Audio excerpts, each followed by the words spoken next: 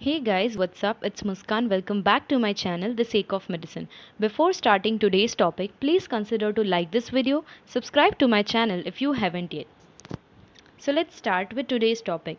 आज हम ब्रोंकिएक्टिसिस के बारे में स्टडी करेंगे. Bronchiectasis is also included under COPD और ये COPD के डिसीज़ में COPD के सीरीज़ में हमारा लास्ट वीडियो रहेगा. ठीक है, let's start with the definition. अब ब्रोंकिएक्टिसिस को इफ़ आई सिंपली डिफाइन, उसका मीनिंग क्या होता है? That is abnormal and irreversible dilatation of bronchi and bronchiole.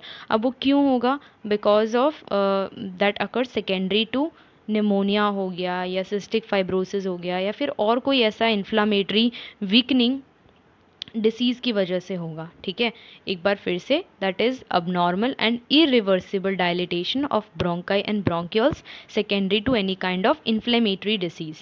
ठीक है, so let's read the definition now. Bronchiectasis is defined as abnormal and irreversible dilatation of the bronchi and bronchioles greater than 2 mm in diameter developing secondary to inflammatory weakening of the bronchial walls. Okay, so this was about the definition. Now is aetiopathogenesis. अब ये pathology किस तरह से create करेगा? So there are two ways. पहला है endobronchial obstruction. Endobronchial obstruction यानी कि because of any kind of foreign body या फिर ट्यूमरस ग्रोथ या न्यूप्लास्टिक ग्रोथ या फिर किसी भी एनलार्ज्ड लिम्फ नोड की वजह से उस ऑब्स्ट्रक्शन के आगे वाले हिस्से में जो एयर रहेगा वो रीअब्जॉर्ब हो जाएगा और वो कोलैप्स हो जाएगा और वहाँ पर जो भी सिक्रीशंस होंगे उसका रिटेंशन हो जाएगा. Right, so that will cause bronchiectasis and वो इरिवर्सिबल होगा. Next is because of infection.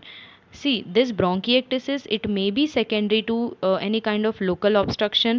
It can be because of impaired defense mechanism. ठीक है, जो कि बैक्टीरियल ग्रोथ या इन्फेक्शन को प्रमोट करेगा. And it may be primary also, जैसे कि कोई ऑब्स्ट्रक्शन हुआ, उसके बाद जो एयरवे है उसमें रिजॉर्प्शन हो गया और ये सब, एंड देन वहाँ पर इन्फेक्शन क्रिएट हो गया and that infection will then cause, या so that will cause bronchiectasis. यानी सीक्वेंस, क्रोनोलॉजी समझ रहे हो? पहले क्या हुआ? First is bronchial endobronchial obstruction, then उसके बाद इन्फेक्शन. ठीक है, चलो बीच में रिजॉर्प्शन रख लेते हैं, फिर उसके बाद इन्फेक्शन एंड देन उसके बाद ब्रोंकिएक्टिसिस. ठीक है, ये पूरा एक अच्छा सा मैंने सीक्वेंस बता दिया. नेक्स्ट इज उसके हम फैक्टर्स जो है इटियोलॉजी के, उसको देखते हैं. पहला है hereditary and congenital factor. Congenital bronchiectasis हो सकता है because of some kind of developmental defect. दूसरा है सिस्टिक फाइब्रोसिस, जो कि ऑब्स्ट्रक्शन क्रिएट कर रहा हो, इन्फेक्शन क्रिएट कर रहा हो, अल्टीमेटली ब्रोंकिएक्टिसिस क्रिएट कर रहा हो. It occurs also in immuno compromised patients.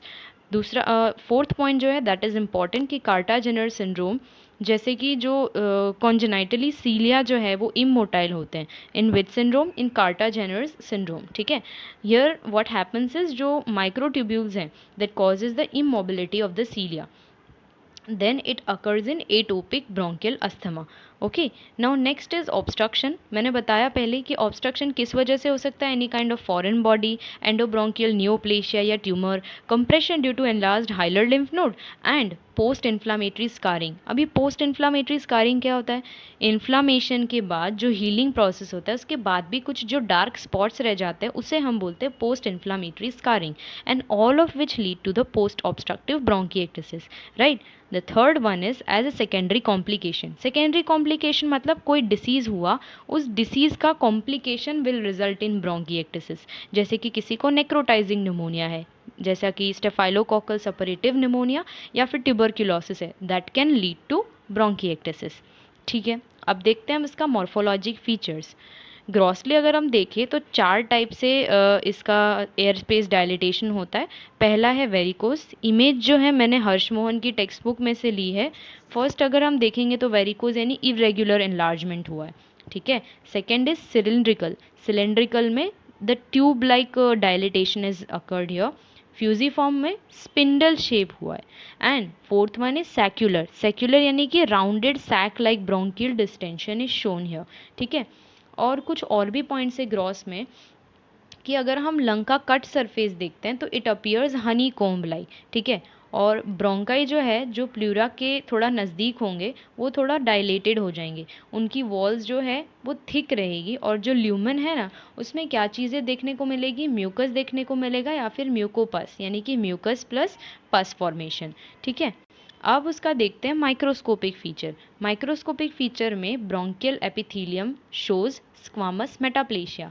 Metaplasia क्या होता है? कोई वन टाइप ऑफ सेल जब दूसरे टाइप ऑफ सेल में कन्वर्ट हो जाए उसे हम स्क्वामस मेटाप्लेशिया बोलते हैं। स्क्वामस क्यों, सॉरी, उसे हम मेटाप्लेशिया बोलते हैं। स्क्वामस क्यों लगाया? बिकॉज जो ब्रोंकियल एपिथेलियम में नॉर्मली क्या होता है, स्यूडोस्ट्रेटिफाइड कोलमनर सीलिएटेड एपिथेलियम, वो किस में कन्वर्ट हो गया? स्क्वामस एपिथेलियम में। That is why it is called as squamous metaplasia.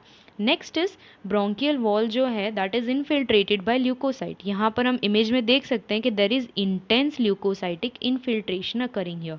Next point is intervening lung parenchyma shows fibrosis. Okay. Then the surrounding lung tissue shows changes of interstitial pneumonia. Okay अब pleura जो है they are अडहेरेंट। पता है pleura की 2 layers होती है, they become adherent and they show bands of fibrous tissues between the bronchus and the pleura. Okay, so microscopic features हमारा हो चुका है। Then is clinical features. Clinical features में कैसा है? There will be chronic cough with foul smelling sputum. जो patient का sputum निकलेगा, जो उसका एक्सुडेट निकलेगा, that is having a foul odour. ठीक है। हेमोप्टिसिस यानी कि ब्लड का वॉमिटिंग होना and recurrent pneumonial infections. Okay, and next point is it is accompanied with sinusitis. If you know कि हमारे स्कल में बहुत सारे साइनसेस प्रेजेंट होते हैं, फ्रंटल साइनस है, मैक्सिलरी साइनस है, right.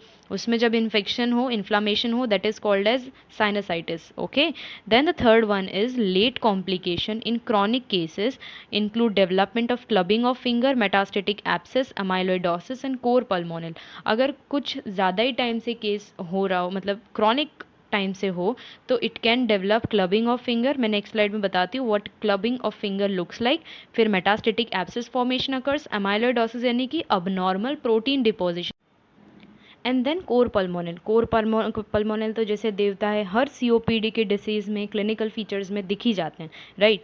So this ends our video. अच्छा, एक चीज़ रह गई, ये क्लबिंग ऑफ फिंगर्स देख लो। द क्लबिंग ऑफ फिंगर मतलब क्या होता है? The bulging of the tip of the finger, जैसा ये इमेज में देख रहे हैं, इसको हम बोलते हैं क्लबिंग ऑफ फिंगर। अब हो रहा है वीडियो का end. So that brings us towards the end of our today's video. If you like this video, please kindly share this video to your friends and subscribe to my channel and appreciate my work. It means a lot and it motivates me to make more of this content. Thank you.